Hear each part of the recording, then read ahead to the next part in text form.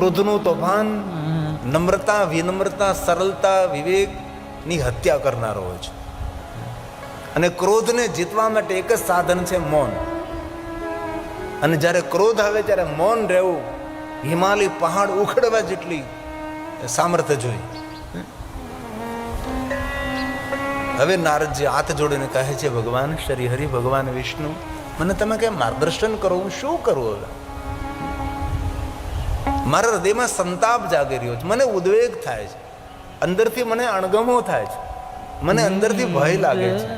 ત્યારે ભગવાન વિષ્ણુએ બહુ સુંદર વાત કરી. ભગવાન વિષ્ણુએ કહ્યું કે નારદજી, જ્યારે પુણ્યનો ક્ષય થાય ને, ત્યારે ભય, ઉદ્વેગ અને તાપ અને સંતાપ ઉભા થાય છે. તમારી પાસે તપ ઘણું હતું, પણ તમે શ્રાપ આપીને તમારા તપને પૂર્ણ કર્યું. કોઈને આશીર્વાદ આપવાથી પુણ્યની વૃદ્ધિ થાય છે, પણ કોઈને શ્રાપ આપવાથી આપણું પુણ્ય ક્ષય થાય છે.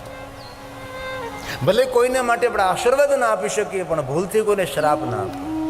થોડું દુઃખ સહન કરી લેવું, થોડું પાછું હટી જવું, થોડો રસ્તો બદલી નાખવો, પણ કોઈને શ્રાપ ના આપો. ભગવાન વિષ્ણુજી નારદને કહે છે, નારદ, જ્યારે જ્યારે ઋષિમુનિઓ બીજાને શ્રાપ આપ્યા છે, ત્યારે ઋષિમુનિઓ હંમેશા હિમાલય પહાડમાં તપ કરવા માટે જતા રહ્યા છે. અગર દરેક ઋષિમુનિઓ જાણે છે કે જ્યારે કોઈને શ્રાપ આપીએ ત્યારે પુણ્યનો ક્ષય થાય, અને પુણ્ય વગરનું જીવન એ શરીરમાં આત્મા વગરનું જીવન હોય છે. ભગવાન, મને માર્ગદર્શન કરો, હવે હું શું કરું? ત્યારે ભગવાન વિષ્ણુજી નારદજીને કહે છે, નારદ, સંતાપમાંથી મુક્ત થવા માટે એક જ માર્ગ છે, ભગવાન શિવને યાદ કરો. હવે ભગવાન વિષ્ણુજી નારદજીને શિવ ભક્તિનું માર્ગદર્શન કરે છે. સર્વ શ્રુતિ શ્રુતમ શૈવમ મંત્ર જપક ષડક્ષરમ. આ ભગવાન વિષ્ણુજીએ નારદજીને કહ્યું છે, નારદજી, તમે આદિ મંત્ર, મૂળ મંત્ર, મહામંત્ર, શ્રેષ્ઠ મંત્ર, સર્વોપરી મંત્ર, દુનિયાનો જે મહામંત્ર છે, આનો જાપ કરો નારદજી. તો નારદજીને પ્રશ્ન થયો કે શ્રેષ્ઠ મંત્ર, સર્વોપરી મંત્ર, મંત્રોનો મંત્ર, આદિ મંત્ર, મૂળ મંત્ર, મહામંત્ર વળી કયો હોઈ શકે છે? જે મંત્રનો મહિમા વેદ પુરાણ નિરંતર ગાય, સર્વશ્રુતિ શ્રુતમ, જે શિવજીનો મંત્ર છે, જે વિશ્વના દેવતાઓ નિરંતર જે મંત્રનો મહિમા ગાય, એ મંત્ર કયો? ભગવાન વિષ્ણુ બોલ્યા છે. ત્યારે નારદજી કહે છે, નારદ કહે, ભગવાન વિષ્ણુજી, આપના મુખમાંથી પ્રગટ થાય એ મંત્ર કયો? ત્યારે સ્વયં ભગવાન વિષ્ણુજી કહે છે, નારદ, સરળ મંત્ર છે, શ્રેષ્ઠ મંત્ર છે, સર્વોપરી મંત્ર છે. અને ભગવાન વિષ્ણુ બોલે છે, સર્વ શ્રુતિ શ્રુતમ શૈવમ મંત્ર જપ ષડક્ષરમ. મંત્ર જપ ષડક્ષરમ. જે મંત્રના અક્ષરો 6 રહેલા છે, જે આદિ મંત્ર છે, જે મૂળ મંત્ર છે, મહામંત્ર છે, સાંભળવામાં, બોલવામાં અતિ સરળ છે. જે મૂળ મંત્ર છે, જે મંત્રનો મંત્ર છે, તે મહામંત્ર છે. આ મંત્ર ભગવાન વિષ્ણુજીએ નારદજીને આપ્યો છે.